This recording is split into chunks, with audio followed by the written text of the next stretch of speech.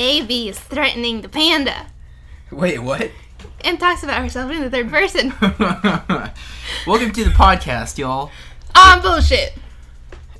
Oh boy, what episode are we on? I don't know. I literally forgot. Well, this is embarrassing. Like 12? No.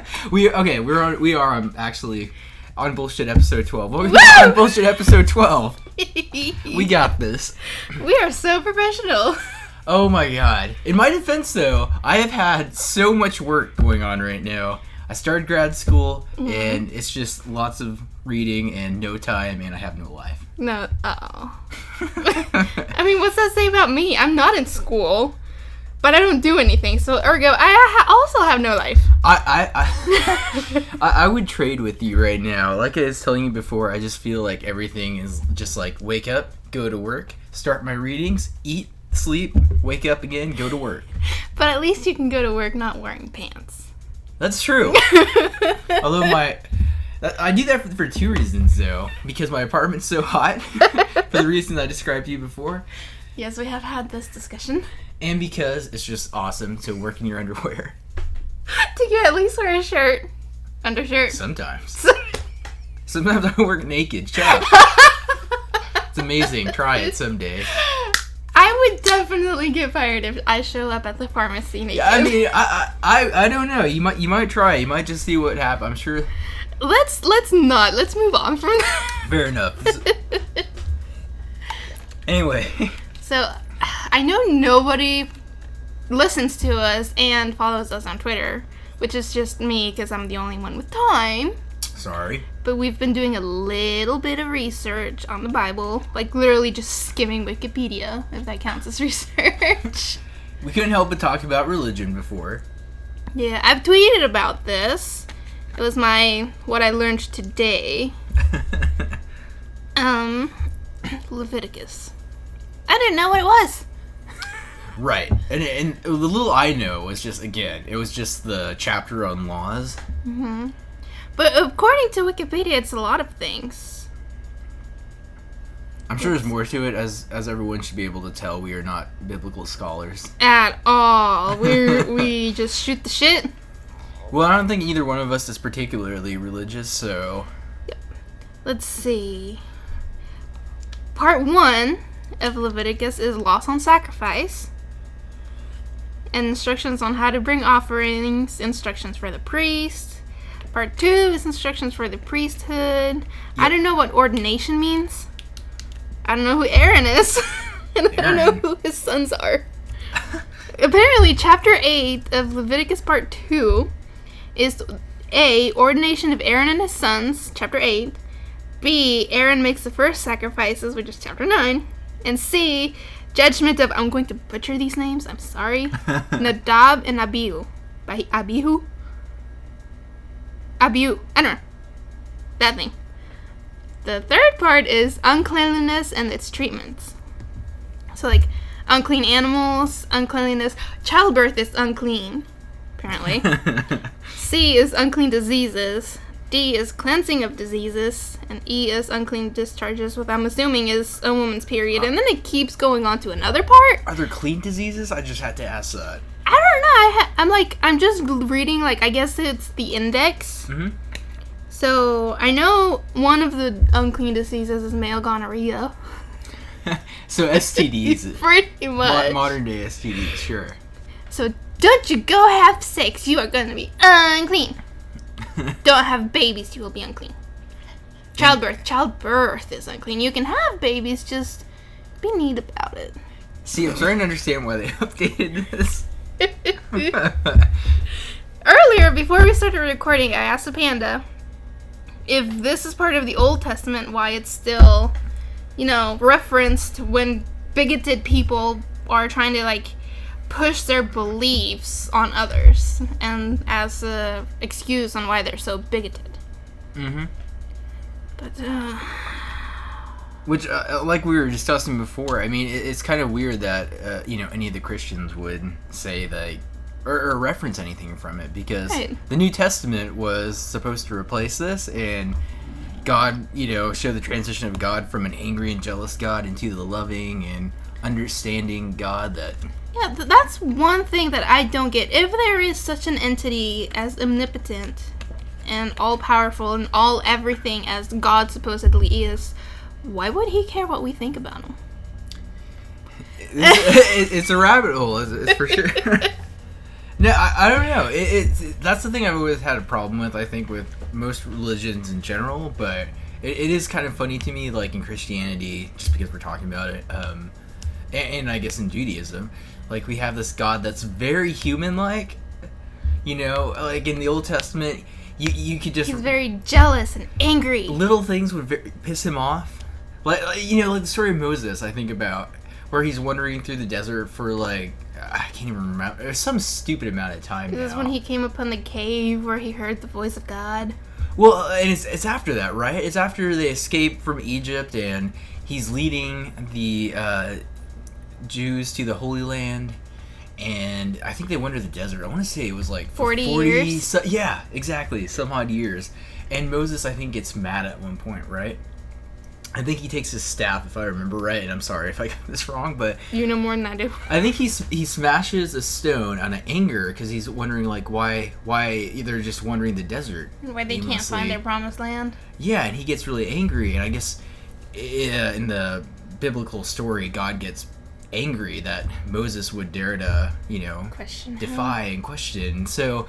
basically, they find the promised land, and everyone gets to go there except for Moses. Oh! Yeah. So it's like God giving him basically the finger and saying, hey. Eye, bitch. Yeah. So there's stuff like that where I'm just like, what in the hell? What's the point? What is this supposed to convey? How petty God is? Yes. But so it was always weird to be like, I don't know. I wasn't that... invested, yeah. Well, that's the problem. Like, obviously I grew up in like a family where we're just not religious, so to me it's kind of alien to read these things and think like, I guess, how is this a big part of anyone's life? But it bugs me that we give this entity like human emotions and thoughts and everything, because if it is as old as people say, I think it might just be a consciousness. I don't think it cares. If it's got all this power, we're just like a tiny little speck in a tiny little part of the universe. I'm sure it's got more interesting things to look after than us. Oh man, actually, you are touching on... I kind of want to just have like a whole episode dedicated to religion and get into the various aspects, but like, remind me to talk to you about New Age. Oh, God. Anyway, all these new religions coming out. Well, that and just, I guess, telling you more of my own thoughts on the subject. But yeah, Okay.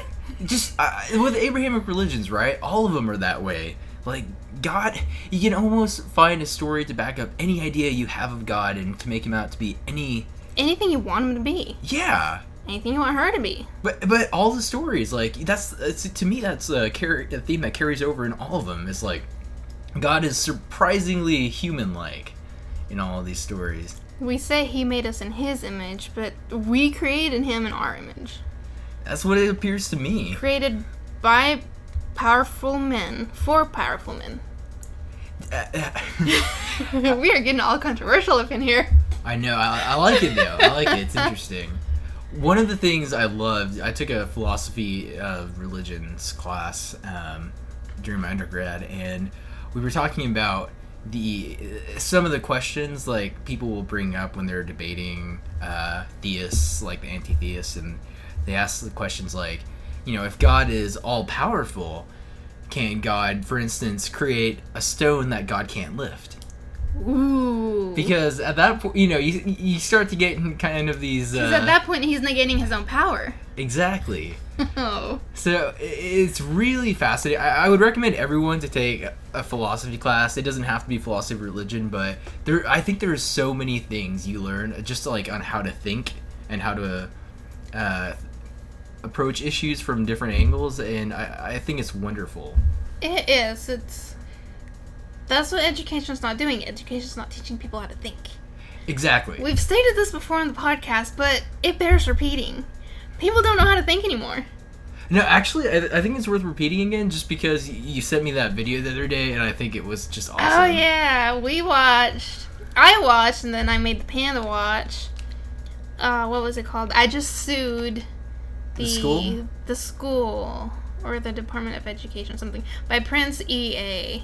It was posted 8 months ago. How have we not run across this in busy. 8 months? But it talks about like the outdated methods that are still being used in school they were appropriate for the time 100 years ago. But those methods don't work anymore. They don't apply to our modern technology. We don't have to have as long a school day as we do. Like, our kids, like my sister, she is 10. She attends an after-school program, so she stays longer, but she is at school from 8 to 3 with a short break for lunch. When she gets off at 3, she goes to an after-school program, and she is there from 3 to 5. That is it's longer than the regular work day for an adult.